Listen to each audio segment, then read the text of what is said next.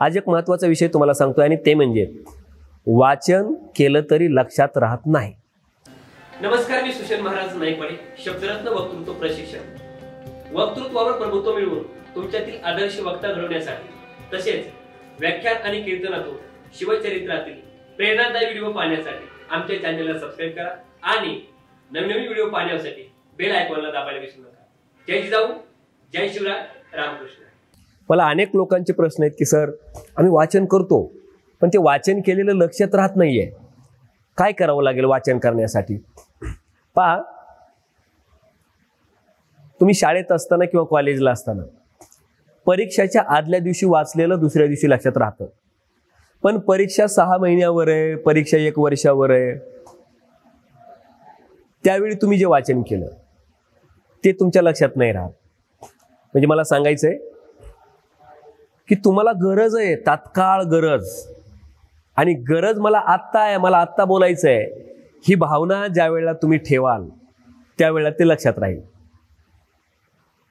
सध्या मला त्याची फारशी गरज नाही अशी जर तुमच्या मनात भावना असेल, इन्स्टंट मला गरज नाही, तात्काळ मला याच्यातलं बोलायचं नाही, वाचन करताना ही भावना असते, हे कुठंतरी कामाला येईल बुवा, वाचायचंय म्हणून वाचायचंय, भावना जर ही असेल तर ते लक्षात राहत नाही. आणि मग ते वाचताना साहजिकच तुमचं मन एका जागेवर राहत नाही. आता किती लोक आहेत बघा बरं की सर वाचन करतो पण आमचं मन एका जागेवर राहत नाही, काय करावं? ते साहजिकच आहे. माणसाचं मन जसं तुमचं मन भरकटतं तसं प्रत्येकाचं मन भरकटतं. कवयित्री बहिणाबाई म्हणतात ना, मन ओढाये ओढाये उभ्या पिकातलं ढोरं, किती हाकला हाकला फिरी येतं पिकावर. मन पाखरू पाखरू काय सांगू त्याची मात, आणि आता होतं भुईवर गेलं गेलं आभाळात. मन हे ओढाळ वासरासारखं आहे, मन हे एखाद्या पाखरासारखं चंचल आहे. आता इथं इथं इथं इथं ते एका जागी राहत नाही, एका जागी स्थिर राहतच नाही. तुम्हाला त्याला स्थिर करायचं आहे, आणि मन स्थिर केल्याशिवाय केलेल्या वाचनाचा उपयोग नाही. म्हणजे नजर जाईल, तुम्ही शब्द पुटपुटाल, तुमची मेमरी ते शब्द कॅच करल, वाचन तुमचं होईल पण ते लक्षात राहणार नाही. म्हणून त्याच्यासाठी एकाग्र मन करून वाचणं गरजेचं असतं लक्षात ठेवण्यासाठी. पुन्हा तुम्ही म्हणता की सर ते मन तरी एकाग्र कसं करायचं?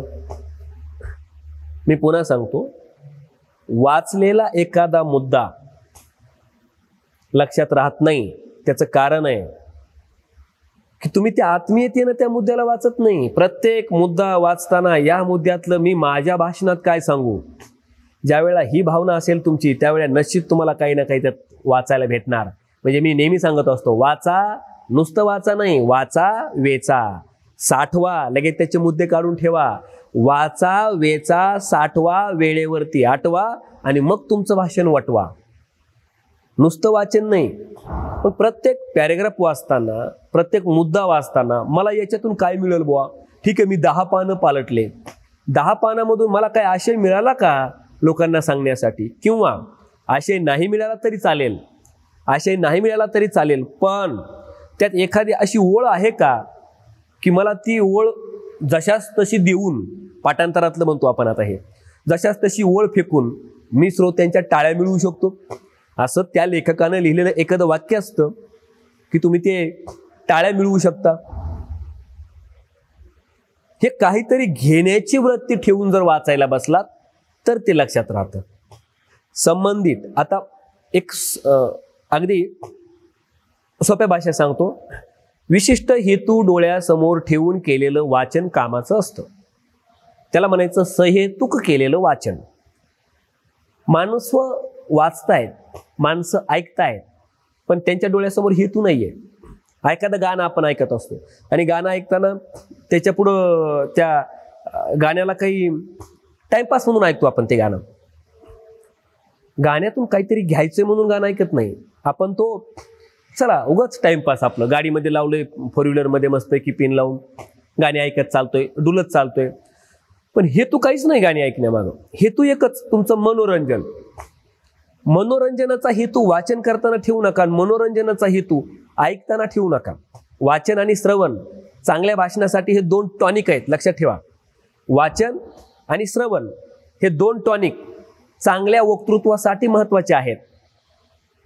वक्तृत्व आकाराला येतं ते वाचनानं आणि श्रवणानं.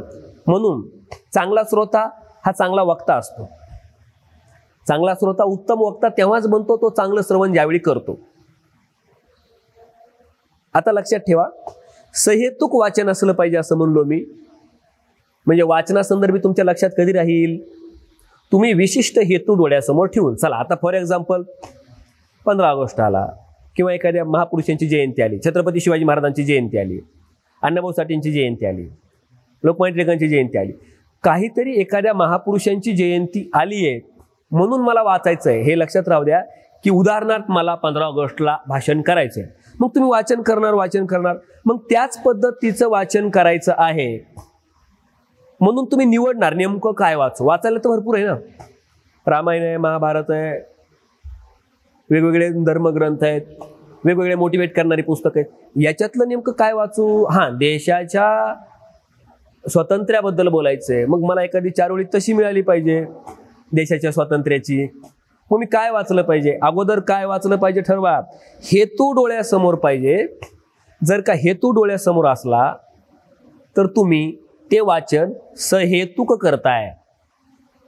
हेतू डोळ्यासमोर पाहिजे, मला अमुक ठिकाणी बोलायचंय, तर ते ऐकणं सहेतुक ऐकणं झालं.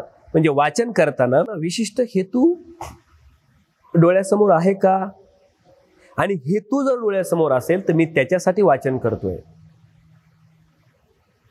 ही गोष्ट तुमच्या लक्षात येईल. आणि मग तुम्ही जे वाचन कराल, मग तुम्ही जे श्रवण कराल ते तुमच्या लक्षात राहील.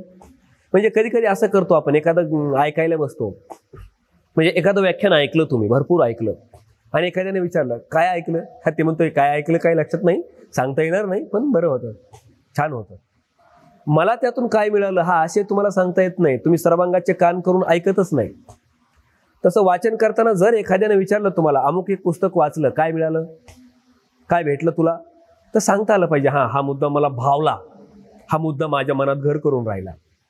म्हणजे तुम्ही विशिष्ट हेतून काहीतरी वेचायचं आहे, माझ्या काहीतरी फायद्याचं उचलायचं आहे, या भावनेनं वाचन केलं पाहिजे. वाचन करताना लक्षात राहत नाही हा एक बऱ्याच लोकांचा मुद्दा, मन लागत नाही हा बऱ्याच लोकांचा मुद्दा. आता लक्षात ठेवण्यासाठी तुम्ही काही कृत्या वापरल्यात का, त्याचे काही सूत्र काही वापरलेत का. उदाहरणार्थ लक्षात ठेवण्यासाठी तारखा लक्षात ठेवायच्यात तुम्हाला, मग आमक्याची जन्मतारीख किती, तर त्या जन्मतारखेचा दुसऱ्या एखाद्या तारखेशी संबंध जोडा. संबंध जोडणे आणि गोकणपट्टी करणे हे 2 प्रकार माहिती आहेत. गोकणपट्टी हा प्रकार सगळ्यांना माहिती आहे, आपण लहानपणीपासून बे 1 बे 2 4 बे 3 6 गोकणपट्टी करूनच बरंचसं पाठ केलं. पण दुसरा एक त्याला आयडिया आहे, ते म्हणजे लक्षात ठेवण्यासाठी. उदाहरणार्थ 1947ला अमक्यांचा जन्म झाला, साहजिक आहे, भारत स्वतंत्र आहे. 1952ला अमक्यांचा जन्म झाला होता, लगेच 1950ची संबंध जोडा की 26 जानेवारी 1950ला आम्हाला प्रजेच्या हाती सत्ता आली, आमचा प्रजासत्ताक दिन आहे. तो प्रजासत्ताक दिनाचा 50वा वर्ष आणि हे 52वा, 2 वर्षाचा फरक आहे. एखाद्याचा जन्म 46ला झाला असेल, ते स्वातंत्र्याच्या पूर्वी 1 वर्षानं झालं. एकमेकांशी संबंध जोडत चला. एकदा संबंध जोडत गेलात की त्या संबंधामुळे ते लक्षात राहतं. सोनू नाव लक्षात ठेवायचंय किंवा श्याम नाव लक्षात ठेवायचंय, तर त्याला यमक जुळणारा राम नाव आपण लक्षात ठेवतो, राम आणि श्याम. श्याम नाव लक्षात ठेवण्यासाठी रामशी संबंध.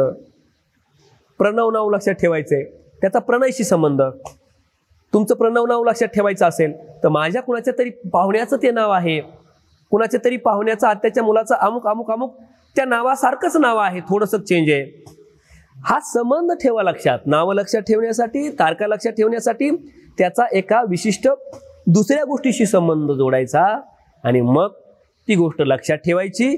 त्या पद्धतीनं लक्षात राहतं. हे सगळं आपण आपल्या भाषण कला प्रशिक्षण केंद्रात करून घेतो. अनेक लोक भाषण कला प्रशिक्षण केंद्रात येतात, हे प्रश्न विचारतायत आणि म्हणून हे प्रश्न मला लोकांचे पुन्हा पुन्हा यायला लागले, म्हणून याच्यावरती हे विश्लेषण दिलं.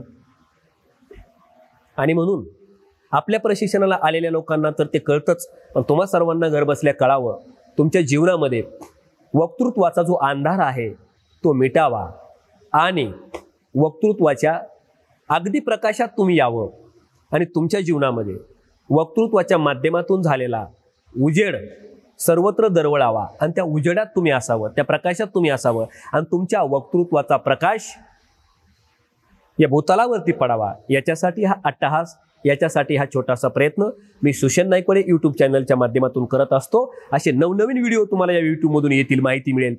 म्हणून हे सगळे व्हिडिओ पाहण्यासाठी सुषेण नाईकवाडे ऑफिशियल यूट्यूब चॅनलला सबस्क्राईब केलं नसेल तर करा. हा व्हिडिओ तुमच्या नातेवाईकापर्यंत जाऊ द्या. ही गोष्ट तुम्हाला कळली, तुमच्या मित्रांना कळली पाहिजे, तुमच्या नातेवाईकाला कळली पाहिजे. आणि आमचे प्रत्येक महिन्याला 3 दिवसाचे निवासी प्रशिक्षण, भाषण कलेचं प्रशिक्षण असतं. त्यामध्ये सहभागी घ्यायचं असेल तर माझ्या दिलेल्या नंबरवर संपर्क साधून तुम्ही प्रशिक्षणाची नोंदणी मात्र पूर्वीच करावी लागते. अर्जंट कोणाची नोंदणी घेतली जात नाही. नोंदणी पूर्वी करा आणि प्रशिक्षण जॉईन करा. एवढी एक साध मी आपल्या सर्व फॉलोअर्सला घालतो आणि सुषेण नाईकवाडे ऑफिशियल हे चॅनल लोकांपर्यंत जाऊ द्या एवढी विनंती करतो. जय जिजाऊ, जय शिवराय. जमलेल्या तोबा गर्दी समोर एका पोडियम मागे तुम्ही उभे आहात. समोरची गर्दी तुमच्या ओघवत्या भाषणाने मंत्रमुग्ध झाली आहे आणि तुमच्या प्रत्येक वाक्याला प्रतिसाद देते आहे. की असं स्वप्न तुम्हाला पडत असेल आणि ते पूर्ण व्हावं अशी तुमची इच्छा असेल तर आजच शब्दरत्न वक्तृत्व प्रशिक्षण कार्यशाळेत सहभागी व्हा.